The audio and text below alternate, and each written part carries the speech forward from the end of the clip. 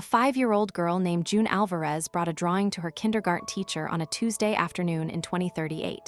It was a picture of a house, a tree, and a sun. The teacher, whose name was Ms. Ree, looked at it and said, "June, this is beautiful." And the bracelet on Ms. Ree's wrist glowed amber, which meant not quite true, and June, who was 5 years old, understood completely. She took her drawing back, folded it in half, and sat down at the table by the window without a word. Ms. Ree did not know what to say, because in 2038, there was nothing left to say. This is not science fiction. Or rather, it is not science fiction for much longer. Lies leave traces, they always have. The problem was only that humans could not see them.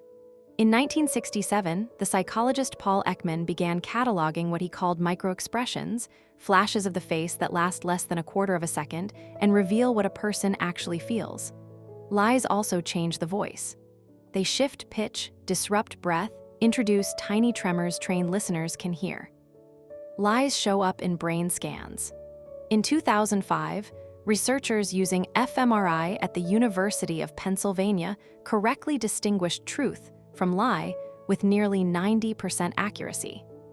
For 60 years, the tools existed. They were slow, they were expensive, they required lab equipment. And then, over a single decade, everything got small. Emotion AI, the field pioneered by Rana El-Kalioubi and her team at MIT, taught ordinary cameras to read faces as well as a trained psychologist. Machine learning models began detecting deception across modalities: voice, microexpression, pupil dilation, skin conductance, with higher accuracy than any single human polygrapher had ever achieved.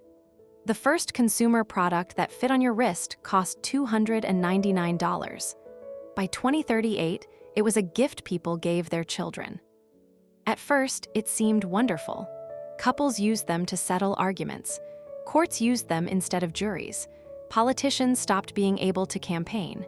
A senator in Nevada lost her seat in 48 hours after a single debate where her band glowed amber 11 times in one answer. Scammers went extinct in a season. Fraud collapsed. The world's worst people became visible, suddenly, to everyone around them. And then something else began to happen, something nobody had modeled. It was not the big lies that broke. It was the small ones. The quiet, kind, generous lies that human beings had been telling each other for 100,000 years. A husband saying, "I love the dinner," when he did not. A friend saying, "You look great," when you did not. A grandmother saying, "I am fine, sweetheart," when she was not. These were the lies that held families together. These were the lies that made parties bearable. These were the lies that let a bad day end in a gentle evening rather than a fight.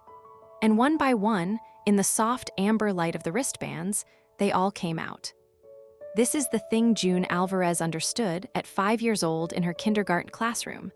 Not that her drawing was bad, but that even the people who loved her could no longer perform the small kindness of pretending.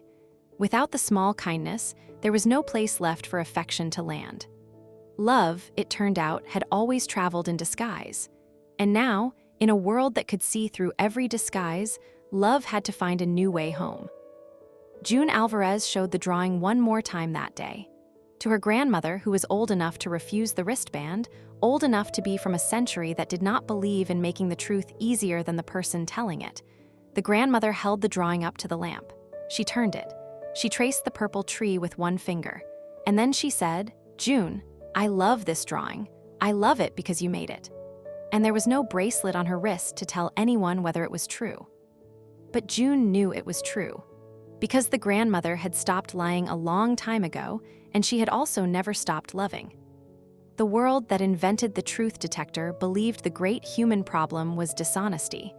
It turned out the great human problem was the part of honesty the machines could not measure. Not whether a thing was true, but whether the person telling it meant it kindly. And kindness, in the end, was not a kind of truth. It was a kind of love, and no wristband has ever learned to read love.